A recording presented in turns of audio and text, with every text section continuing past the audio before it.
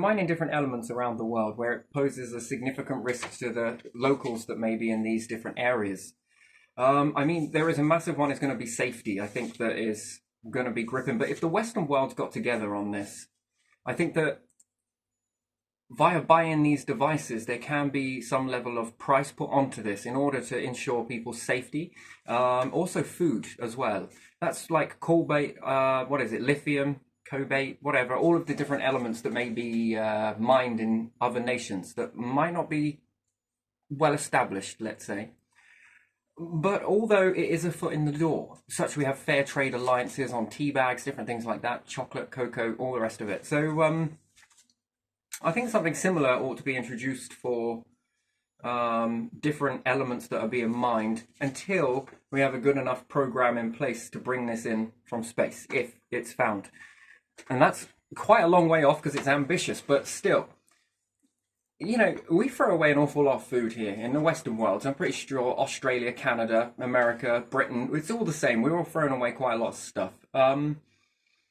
Again, if we were able to, especially here in Britain, was be able to get the food just a day before it goes bad, chop it up, make a hot pot, ready meal, whatever that can be put in a freezer somewhere, and it can be distributed to people in the United Kingdom. But also, it could be shipped out, or it could be flown out to the places where the miners are working, and also given for food in these different areas too, along with safety equipment and different stuff like that.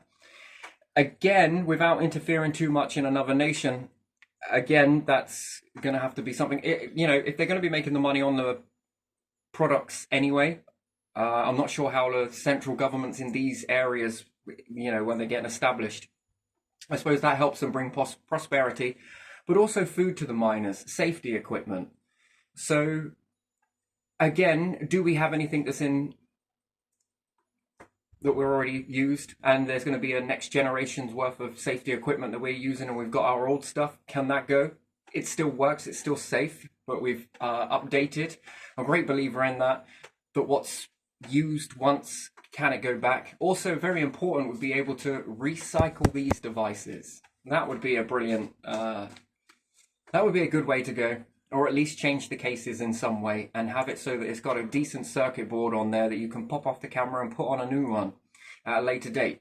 Do you see, and upgrade the boards, upgrade them all? Again, tricky as it may be, but it's got to be worth a shot at least. I'm pretty sure these are already in, but still, definitely when it comes to food and that. And if one corporation to another corporation can buy the rotten produce, I say it's called rotten produce, but if we can buy it when it's going bad, just before it goes bad, a day before, 2 days before, they're going to throw it in the bin. So if we can buy this, I don't know how they would label it, what type of stuff they would class this food as. Just before it goes bad, they might call it bin. I don't know what they call it, that type of stuff. But if we can get it and make some meals from it, this has a double effect of being able to help people in the communities here, and also help people in communities elsewhere as well. So I'm not really sure what they call it. Wotton produce was one of them, I think, where they top and tail all of this sort of stuff when it comes in fresh produce. But can we also do this type of same process with the food that's just a few days shy of going bad? And then can we quick freeze it, send it while it's there, offload, give to the workers, and then take the produce and bring it back? Sort of a way of swapping out. And then we don't need to put it in bins anywhere here. There's no more rotten produce going in bins. There's no more, you know, and I think that adds up because then it can prevent rodents, at least. It's going to prevent rodents. It's got a lot of positivity in it. And then I think that it gives an opportunity for the nation that we're trading, buying the resources from, taking this from, it begins to help get them established there too. Plus, technology still is able to prosper in this aspect. And yeah, I think that kind of is a bit more of a win-win situation for everybody involved, I think. So again, that could be an avenue, and then later on, once there's no more resources to mine from the area? Is there some sort of deal to be had with the nation that's got established in this, especially if you're talking about the Democratic Republic of Congo, that then they would like to take this food from us, and it becomes an opportunity later on to be able to expand and sell this food back onto the nations. I'm not really sure how that could all plan out, but it starts off somewhere and then it could build, and it could be potential for farming. Again, I'm not sure how the land is in these areas, whether the land is bought, whether it's owned by anybody. Is there potential that once the resources have been mined or there's no more call for it, if this land is owned, could it be potential to be farmed? And then as that is a potential, could we invest in helping another nation to grow food in these regions? And can that be a fair trade to bring into the markets in the UK later on for trade plus Western alliances if we go down that road? Everyone together in that. Can they bring a trade that then begins to lift their nations out of poverty and especially food and hunger? I think that that would be a very prosperous road to walk down that works for everybody involved then. So individuals who are making mobile phones or electric cars or anything else like that, you get yours, they get theirs, and then anyone else in human rights, they get theirs. You see, this works for everybody involved. And I think that this is how you're never going to get a fair society unless you build it.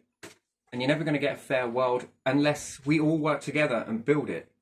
But using step-by-step processes to reach that, and I think that's the only way that's possible without giving a large sum of money. It would be, while you're there, can we find out how the land is? Can we find out potential to grow stuff there? Is there a significant amount of land that is suitable for growing this type of produce?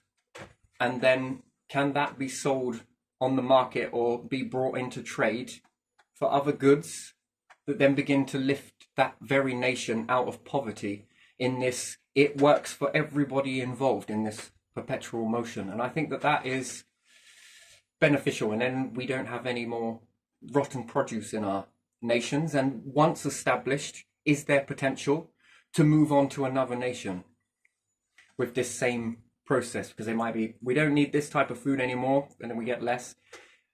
And then this sets up an infrastructure to do the same again with another nation, and another nation. And bit by bit, we could then begin to slowly but surely level up the world, at least remove food poverty from around the world. And I think that that could be a good way to go. And it's good for trade. So I think long-term understanding of that, it's really good. So, yeah, that's the way I'd look at that situation and what could be done here. And then it would mean collaboration with Canada. What could you do? And all of the rest. I think Australia was another one that was in it. What could you do? Is there a way that we can all get together and try and long-term make strategies towards this in order to help another nation at the same time, as well as help ourselves? And I think that that's a positive way to go. I think that could work. I don't know. We'll see. But that's my line of thinking in that situation. So there you are.